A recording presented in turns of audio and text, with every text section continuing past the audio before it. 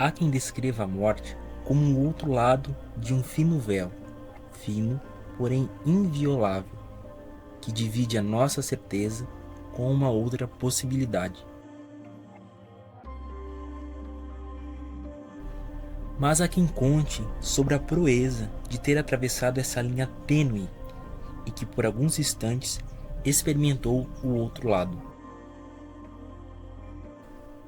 A EQM, da abreviação Experiência Quase Morte, é um fenômeno ainda estudado pela ciência.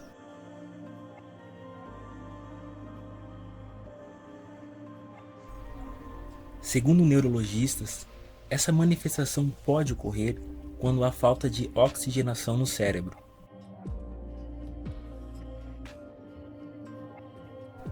Como no caso da professora Vera Lúcia Gross, que sofreu 2 infartos e encontrou do outro lado pessoas que amou neste mundo.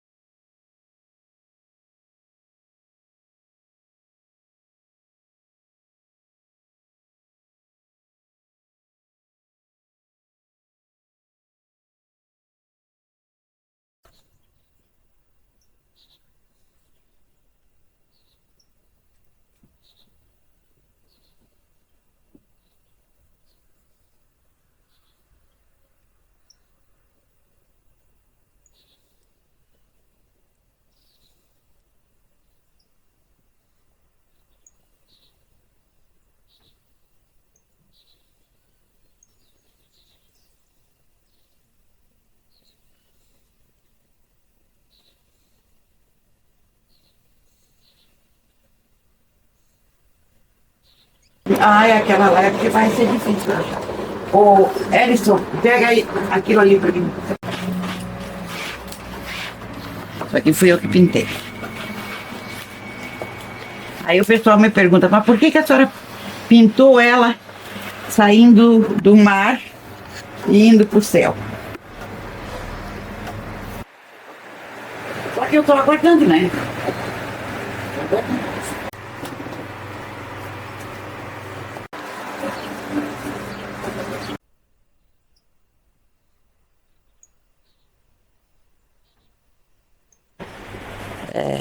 Graves, eu tive 2.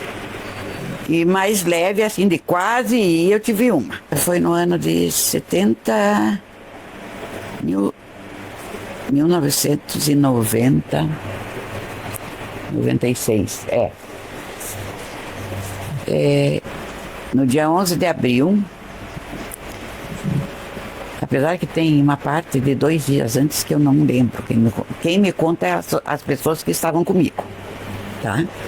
Porque eu comecei a passar mal 2 dias antes, lá pelo dia 9. Aí me levaram no posto, foi feito elétron, e aí a médica disse que não, que eu não estava infartando, né? Só que aquele dia apagou da minha memória. Aí no outro dia eu estava mais ruim, também eu voltei lá, foram feitos de novo todos os exames, me mandaram para casa, no dia 10. E no dia 9 e no dia 10, entrei porta dentro, e aí o Marcos Vinícius morava aqui.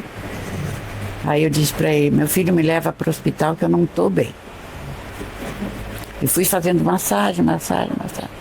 Aí disse que quando eu cheguei na porta do hospital, eu, caí, tive um infarto. Daqueles. Aí correram me socorrer, etc e tal. Eu também não sabia, eu só vi o médico. A médica eu não vi. Quando eu realmente não estava mais no meu corpo. Eu vi o médico, a médica eu não vi. E a primeira coisa que a senhora viu foi o médico. Achou que tinha acordado? Não, eu achei que eu tinha acordado, mas eu vi o médico me batendo, pintando e bordando comigo. De que lado a senhora viu assim? Do lado da senhora? Do lado esquerdo. Ah, a senhora estava fora. Eu estava assim, aí eu estava fora, eu vi ele do lado esquerdo aqui batendo em mim. E daí foi uma médica que me atendeu.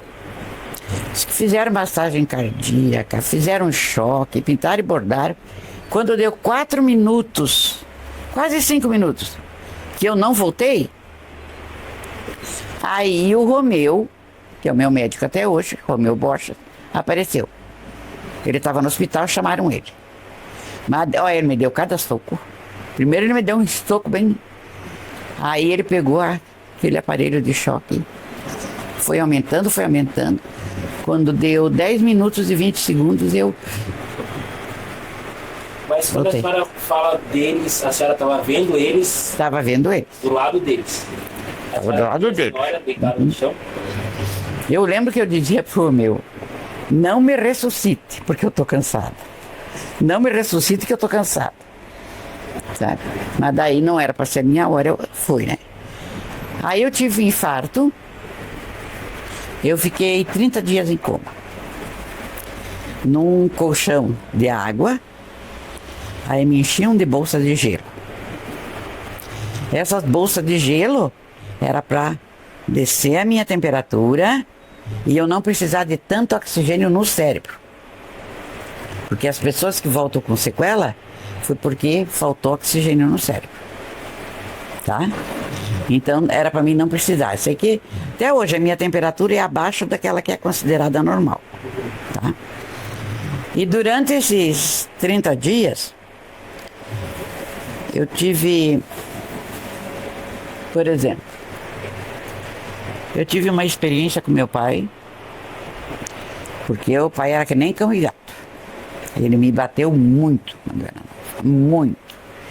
As minhas irmãs faziam as coisas e eu apanhava. Nem era eu que fazia, eu apanhava. Ele dizia porque eu era mais velha, eu tinha que dar exemplo para as outras. Quer dizer, apanhei na minha vida. Eu que tinha que cortar lenha pro fogão, eu que tinha que cortar lenha pro forno, eu que tinha que consertar o que estava estragado, eu que tinha que lavar as roupas do frigorífico, era tudo eu. Mas agora já foi. Aí eu me acertei com ele. A senhora lembra como é que foi como ele estava? Lembro. Em que lugar você estava? Olha, nós tinha uma casa.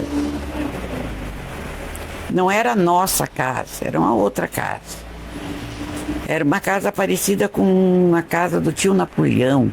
Era uma casa grande, comprida. E na frente assim tinha uma grama, mas tinha um caminho de pedra. Aí nessa, quando eu vi ele, a minha irmã estava de braço dado com ele. E ela adorava o mar. Ela tinha assim uma... Outra coisa que ela gostava e que a gente fazia era deitar na grama e olhar a lua de noite, ficar vendo os formatos das nuvens. Então eu coloquei aqui 2 sonhos dela. Tá? Que foi esse sonho com o mar e com o céu. Tá? Mas não, assim, era sonho de você sair pelo mar, num navio, em alguma coisa assim, e viajando e conhecendo, sabe? Então aí era, agora, e também a história do céu. A gente era, de pequeno, inclusive, a gente tinha essa, como é que eu vou te dizer? Esse costume de deitar na grama, na sombra, claro, né, não no sol, e ficar olhando o formato das nuvens. Era uma coisa que a gente tinha. Só que ela não veio falar comigo. Quem veio foi ele. Aí, inclusive, ele me pediu perdão, porque ele foi criado assim, ele foi ensinado assim, entendeu? E que por isso que ela apanhou muito. Ele me contou uma parte da vida dele. Que a senhora não sabia? Que não sabia. Ele me contou uma parte da vida dele, que eles tinham que sair descalço,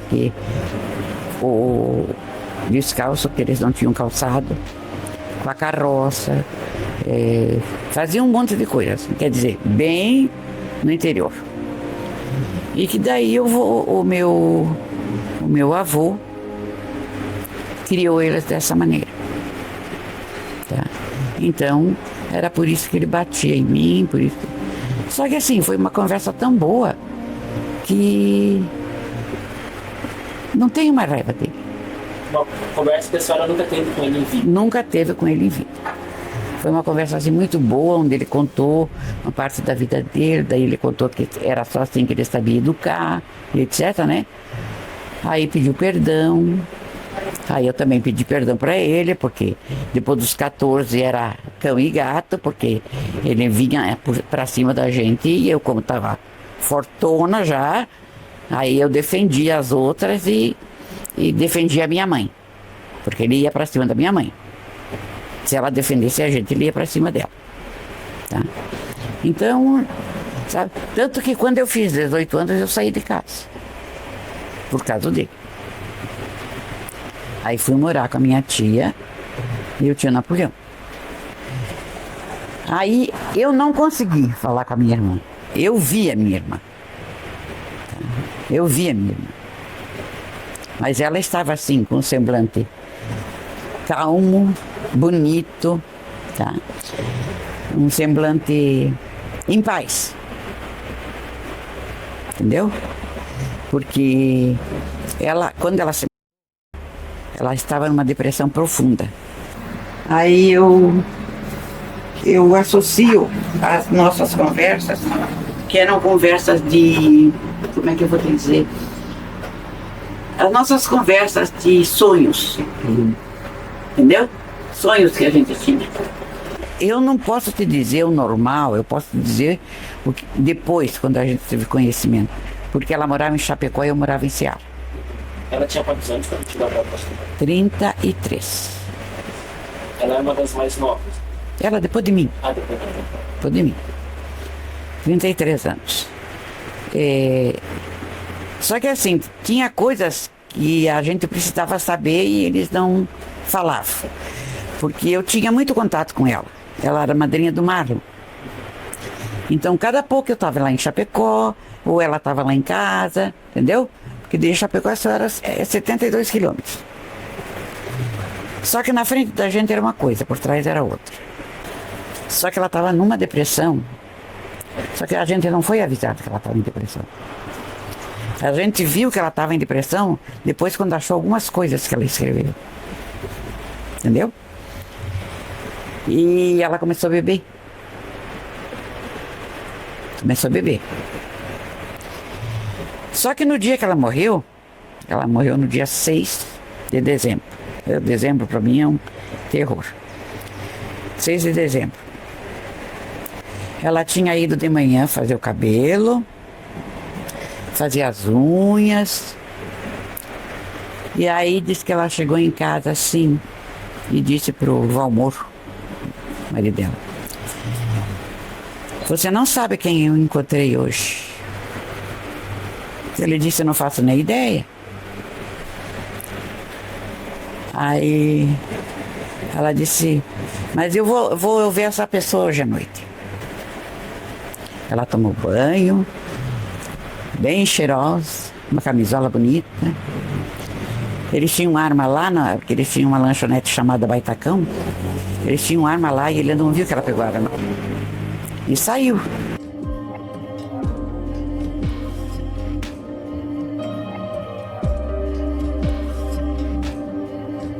Aí eu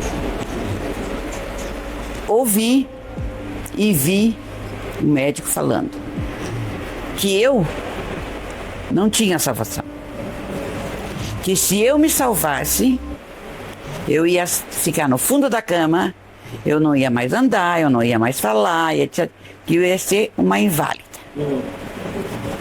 E quando eu vi isso, o meu cérebro reagiu e disse: "Espera aí. Vocês não sabem. Vocês não sabem. Eu vou mostrar para vocês que Deus é maior." Foi onde eu comecei a dar sinais de que ia. E aí eu voltei falando, claro que andando eu tive que fazer fisioterapia, porque eu não tinha mais movimento, porque eu fiquei 93 dias no hospital, né? não tive mais movimento, falando, tendo a mesma memória, tendo as mesmas faculdades, tudo.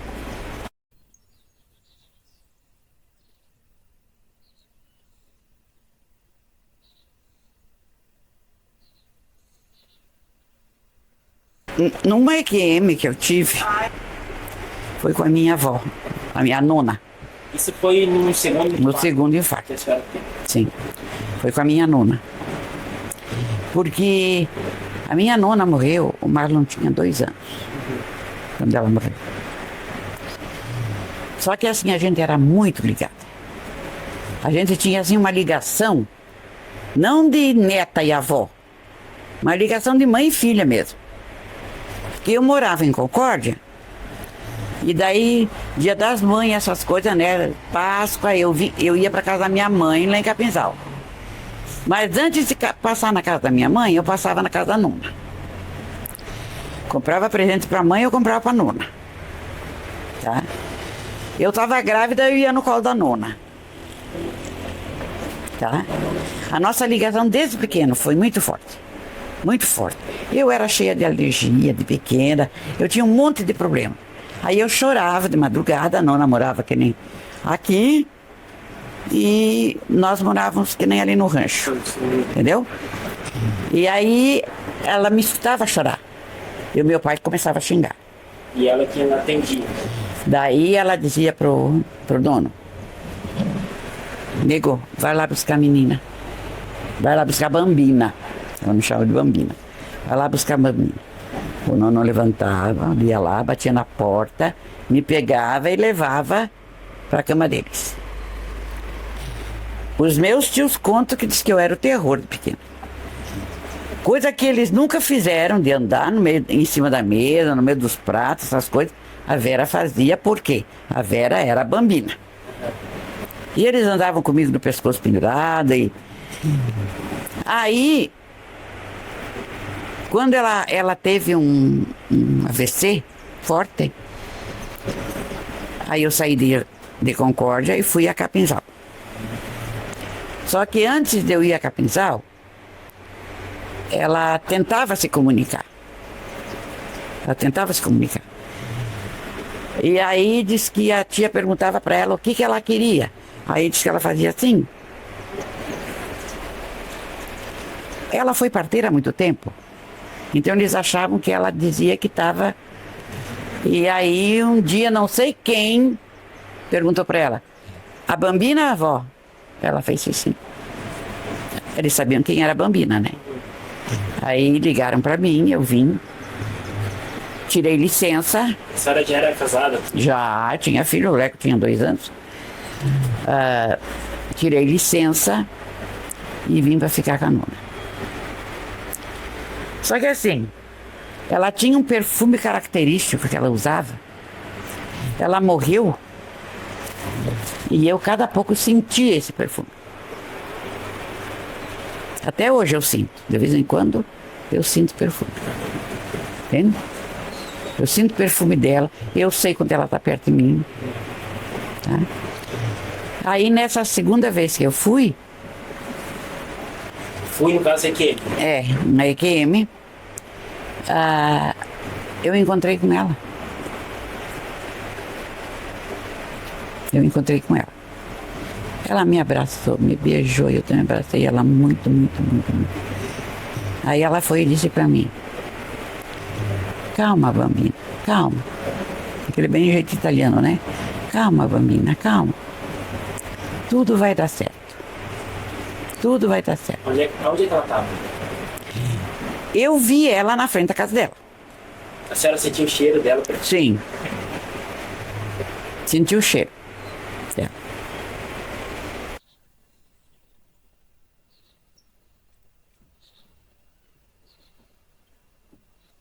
E quando a senhora voltou na segunda vez, com essa interação com a avó, como é que foi? Que eu voltei assim. Foi durante a hora em que o meu coração parou, que eu tive essa interação com a avó. Que ela disse: calma, Bambina, tudo vai dar certo. Tá? Aí eles me fizeram E qual que era o sentimento da senhora nesse estado? Ai, eu era muito amor. A senhora Muita sentiu como? A senhora saudade. sentiu como? Leve.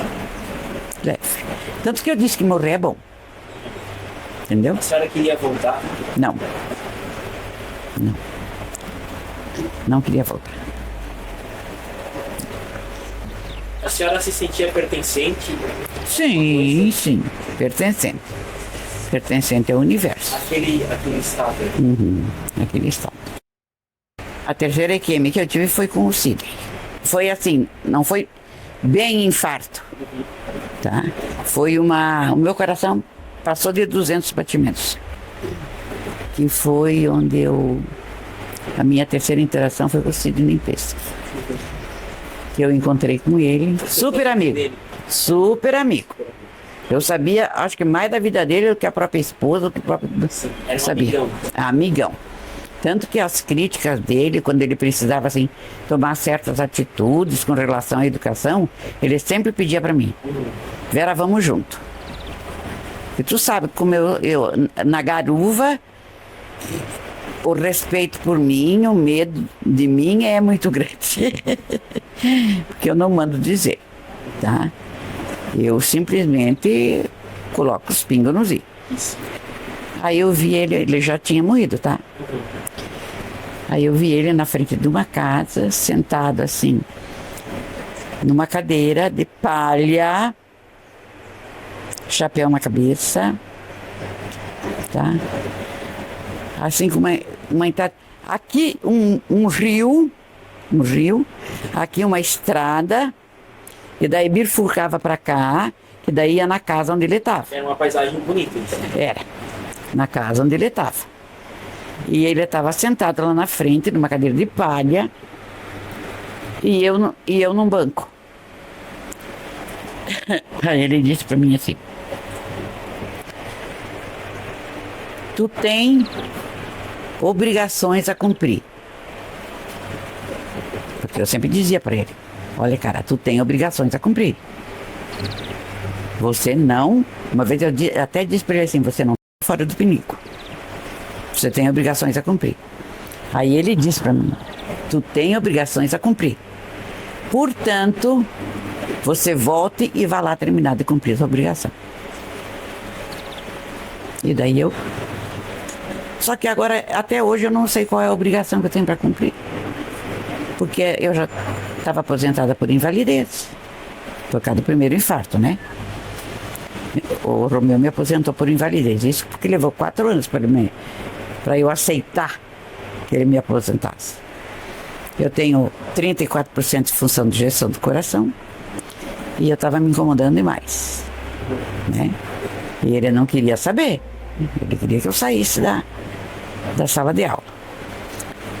E só que depois disso tudo, olha, aconteceu tanta coisa.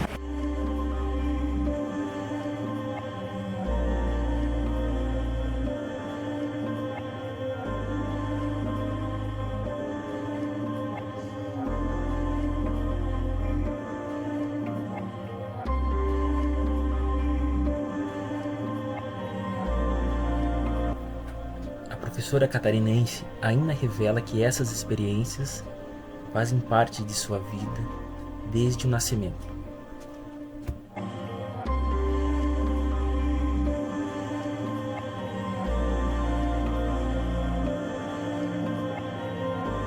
Em 1952, fevereiro, quando a minha mãe foi para o hospital Nossa Senhora das Dores, lá em Capinzal, ela teve muita dificuldade, tanto que ela sofreu 2 dias, porque de acordo com o meu avô, eu era um neném muito grande.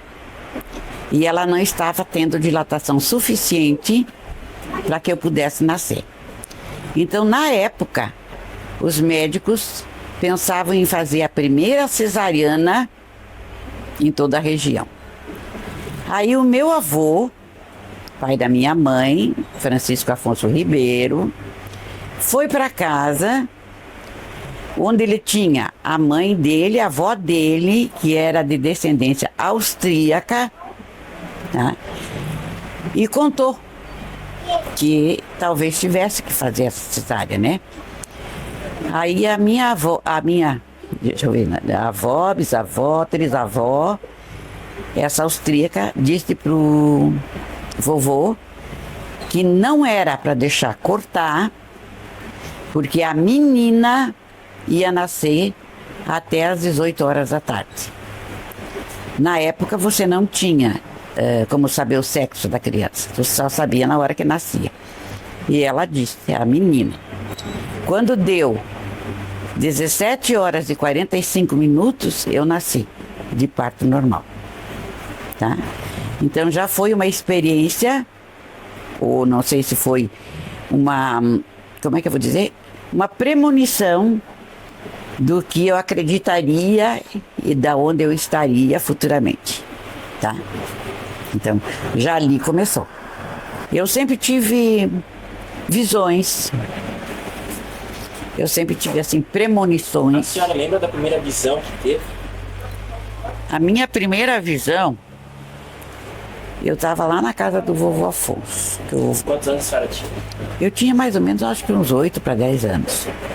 Porque o meu avô também gostava muito disso. Ele falava pra gente muito disso, entendeu? Tanto que a minha tia se importava, agora minha mãe não se importava. Minha mãe era o pai dela, né? E ele falava bastante disso. E daí eu tive a minha primeira visão foi com uma bisavó minha, que ela faleceu com 102 anos de idade, que foi a mãe da minha avó Palmira, 102 anos de idade. E ela era muito ligada em ervas. Até que ela era viva, a gente nunca conheceu o médico. Porque para tudo ela tinha um remédio, tá? Fazia acho que uns 2 anos que ela tinha morrido.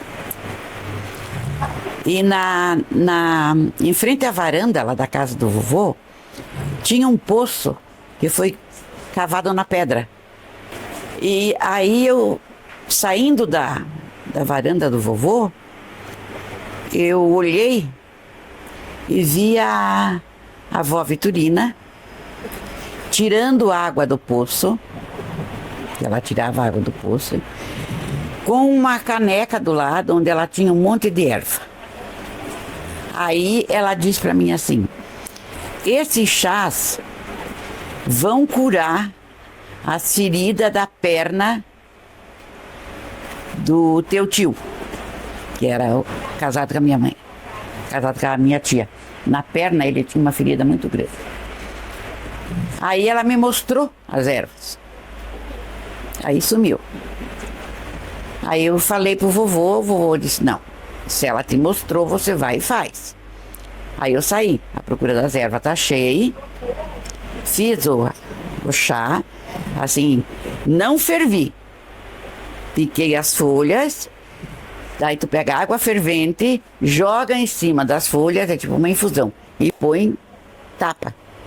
Deixa uns 20 minutos, que o princípio ativo das folhas vai para a água. Se tu deixar destampado, o princípio ativo vai junto com o vapor. Aí eu peguei aquela infusão e fui lá na tia Geni, que era o marido dela, que estava com uma perna muito feia. E daí eu disse pra tia Geni: ó, a vovó Vitorina mandou lavar a perna do tio com essa água. Aí a tia Geni olhou assim pra mim. Digo: não, ela mandou fazer isso. Aí o vovô me mandou ir atrás das ervas que ela me mostrou. E eu fui e fiz o que ela mandou. Aí ela começou, mas era uma panela de água. Ela começou a lavar a perna do tio. Em 4 dias não tinha mais nada. E ele já tinha ido para médico, ele já tinha feito raspado, tinha feito de tudo. E aquela ferida não sarava. Vera conta que na juventude perdeu uma querida prima, que era sua melhor amiga, também vítima da depressão. Segundo a professora, a prima deu provas de que estava por perto, protegendo a todos.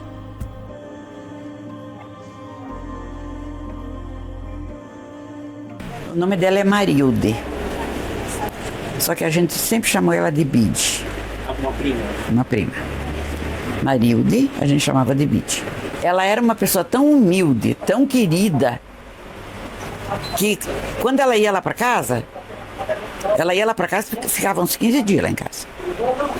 Ela não se importava com o que você almoçava, com o que você jantava, nada. O nicho dela era a minha casa.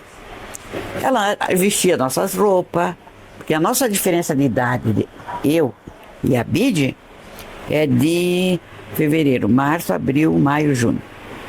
4 meses. Que eu sou mais velha que ela. A senhora tinha um carinho especial por ela? Sim. Não só eu tinha um carinho especial por ela, como a minha irmã, aquela que se suicidou, também tinha um carinho muito especial pela Bide. Aliás, lá em casa todos, né, os que conviveram com a Bide, tinham um carinho especial por ela, tá? Aí ela casou. A Bide. E a vida dela de casada foi muito, digamos assim, foi muito sofrida. A gente, de pequena, tinha combinado algumas coisas. Aquelas coisas de primas bem irmãs que a gente combina. Uma que quem de nós casasse tivesse o primeiro filho, ia ser filho das outras também. Isso eu tive prova porque o Marcos Vinícius, que é meu filho mais velho, tinha 1 ano e pouco. Ele brincava no berço e dava gargalhada. Ela já tinha falecido. Já era falecida. E aí a gente ia perguntar para ele o que estava acontecendo e ele dizia, a moça, mãe. Só que a gente não sabia quem era. Porque eu passei a ver algumas coisas, agora mais velha, mas no começo eu não via muita coisa. Daí um dia nós estávamos no sofá mexendo numa mala de fotos que eu tinha.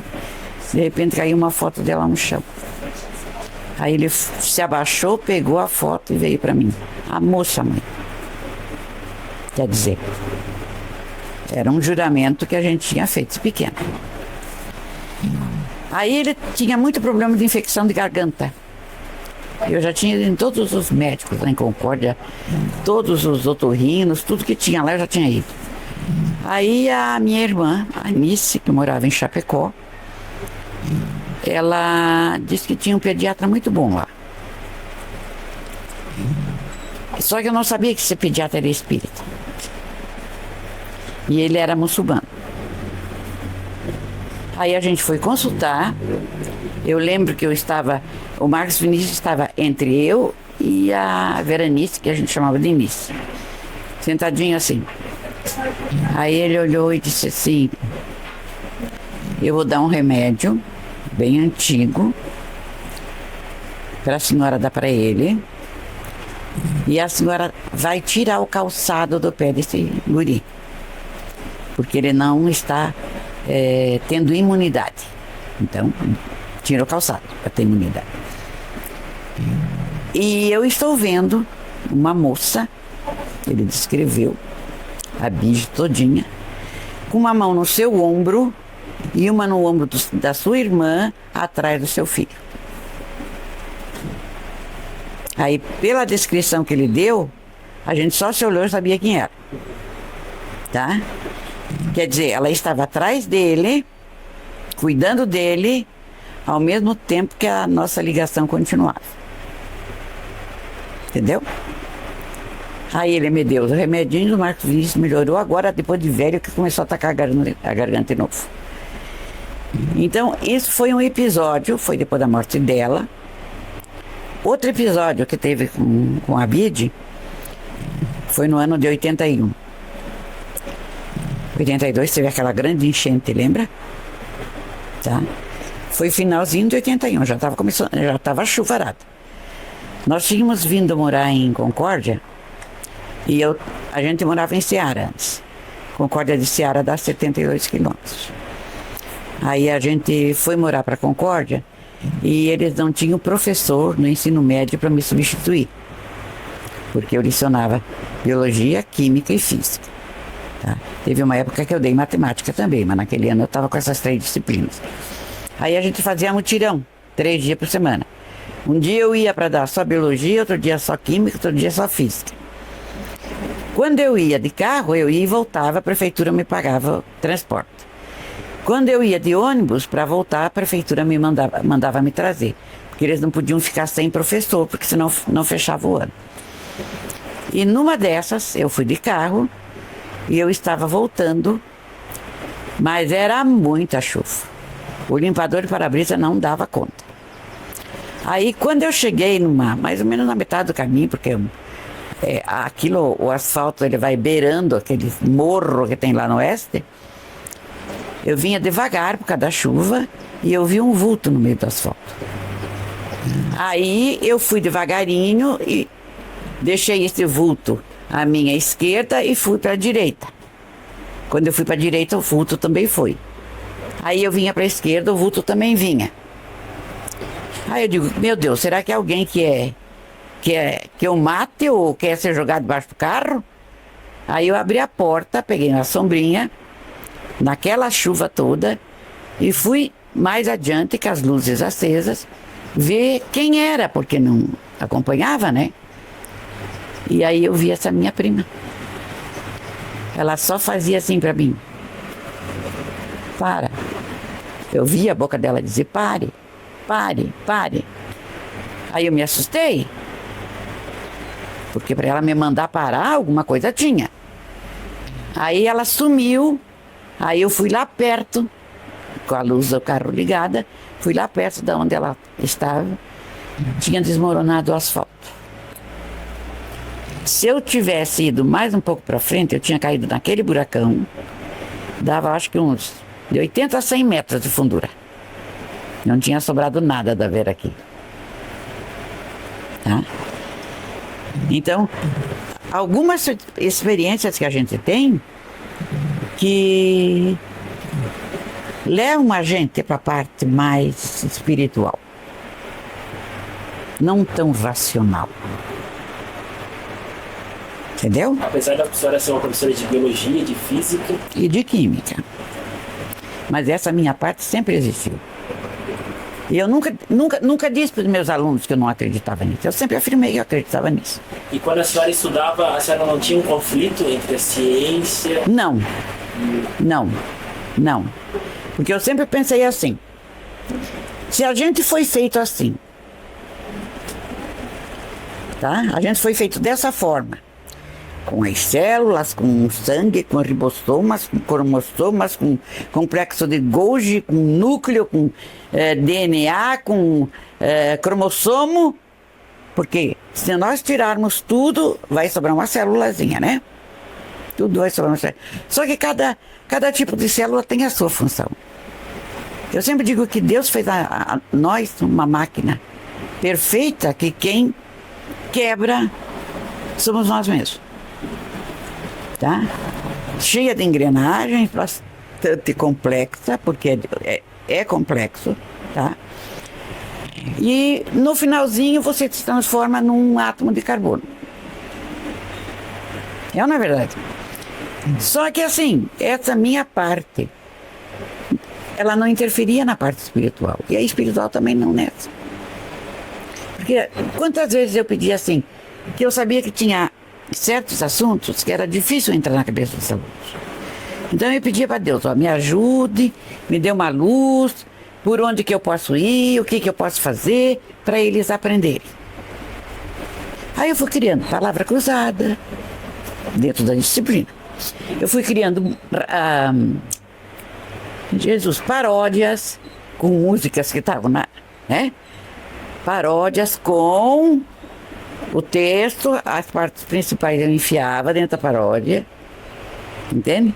Com dramatização, com escrita de livros, transformar um assunto em um livro infantil, que daí, claro, que eu orientava, e os meus alunos iam pegando.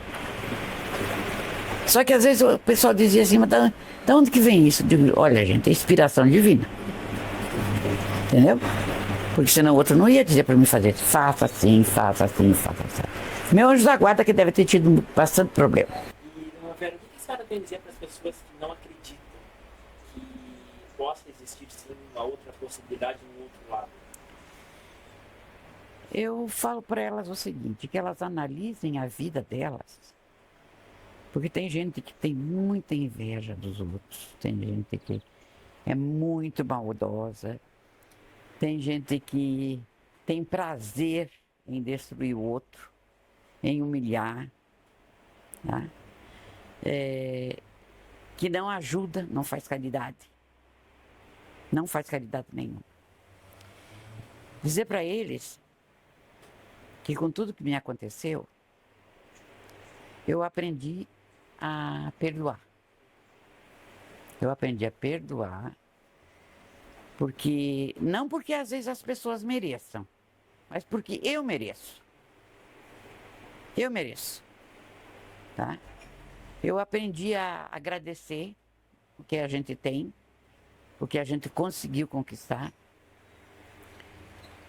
Aprendi a agradecer pela vida, pelo dia que eu vivi, por aquilo que Deus me livrou, ou até por aquilo de ruim que me aconteceu, que nada acontece para as pessoas se elas não puderem carregar os fardos, se elas não tiverem possibilidade,